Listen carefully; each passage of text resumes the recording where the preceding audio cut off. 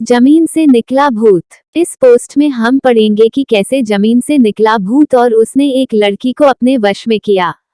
ये कहानी है रीमा नाम की लड़की की। रीमा जब छोटी थी तभी से उसको भूत प्रेतों की कहानी पढ़ना, उसकी वीडियो देखना ये सब बहुत अच्छा लगता था। रीमा को जितना भूतों के बारे में जानना अच्छा लगता था, उतना ही वो भूतों से डरती थी। थोड़ी सी भी आहट सुन के वो डर जाया करती थी। ऐसे ही समय बीतता गया और देखते ही देखते रीमा शादी के लायक हो गई। रीमा के घर वालों ने उसके लिए एक अच्छा सा लड़का ढूंढा और उसकी शादी कर दी। रीमा शादी के बाद अपने ससुराल चली गई, वहां पे बहुत अच्छे से अपनी जिंदगी बिताने लगी। घर की स्थिति अच्छी नहीं थी। पैसों की कमी के कारण रीमा का पति उसे गांव में ही छोड़कर दूसरे शहर कमाने चला गया ताकि कुछ आमदनी हो सके और घर की स्थिति भी सही हो जाए। रीमा के पति का नाम संतोष था। संतोष वहां काम करने लगा और शहर से पैसे गांव भेजने लगा। जब स्थिति सामान्य हुई तो एक दिन रीमा ने संतोष को कहा कि मुझे भी शहर घूमना है, मुझे अपने पास ले चलो।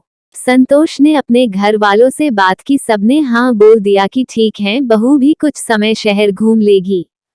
फिर संतोष अपने ऑफिस से छुट्टी लेके गांव आ गया रीमा को अपने साथ ले जाने। शहर पहुंचने के बाद वो लोग एक किराए के मकान में रहने लगने। वहां पे और भी किराएदार रहते थे। वही रीमा की दोस्ती पड़ोस में रहने वाली सुमन नाम की लड़की से हुई। कुछ दिन अच्छे से बीते के बाद एक रात रीमा को किसी आदमी की दर्द भरी आवाज में चिल्लाने की आवाज सुनाई दी। ये सुन के रीमा डर के मारे उठ गई और अपना वहम समझ के फिर से सो गई। उसके बाद हर रात ऐसा सिलसिला चलता रहा। फिर एक रात रीमा ने संतोष को ये बात बताई। संतोष ने इसे रीमा का वहम बता के इस बात को टाल दिया। एक रात संतोष काम के सिलसिले से बाहर गया हुआ था और रीमा उस रात अकेले सो रही थी। तभी अचानक उसके पलंग के पास एक परछाई आके खड़ी हो गई और रीमा का नाम पुकारने लगी। रीमा घबराकर जोर से चिल्लाई। रीमा की चीख सुनकर पड़ोस में रहने वाली उसकी सहेली सुमन दौड़कर उसके घर गई, पर तब तक वो परछाई गायब हो चुकी थी। उसके दूसरी रात रीमा को सपने में वही परछाई दिखी। उस परछाई ने सपने में बताया कि उसकी अस्थियां इस कमरे के नीचे दफन है, उनको बाहर निकाल के उसे मुक्त करो। रीमा सपने से घबरा के उठ गई और ये बात अपने पति संतोष को बताई, पर संतोष ने इस बात को मानने से इनकार कर दिया और वापस सो गया। दूसरे दिन जब संतोष अपने काम पे गया तब रीमा ने उस कमरे की खुदाई करना चालू कर दिया, पर उसे वहां पे बस एक बॉक्स मिला। रीमा ने जैसे ही उस बॉक्स को खोला उसमें से तेज आवाज के साथ एक काला साया निकला। जमीन से निकला भूत और वो रीमा के शरीर में घुस गया। तभी से रीमा की जिंदगी बिल्कुल नर्क बन गई। रीमा ने सबसे बात करना बंद कर दिया। बार बार उसे नशा करने का मन करने लगा। कितना भी खाना खा ले वो उसका पेट नहीं भरता था।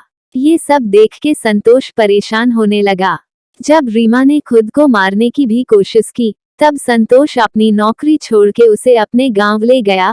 वहां पे भी रीमा ने वही हरकतें चालू रखी। रीमा के सास ससुर को इस बात का अंदाजा हो गया था कि वो किसी भूत प्रेत के वश में है, इसलिए उन्होंने रीमा को दरगाह पे ले गए। वहां पे एक बाबा ने रीमा के अंदर से उस भूत को निकाला और उसके हाथ में धागा बांध दिया, जिसके बाद रीमा ठीक हुई और उसके बाद वो कभी शहर नहीं गई और संतोष भी अब अपने गांव में ही काम करने लगा। यदि ये कहानी आपको पसंद आई हो तो अपने दोस्तों और अन्य लोगों के साथ शेयर जरूर करिएगा।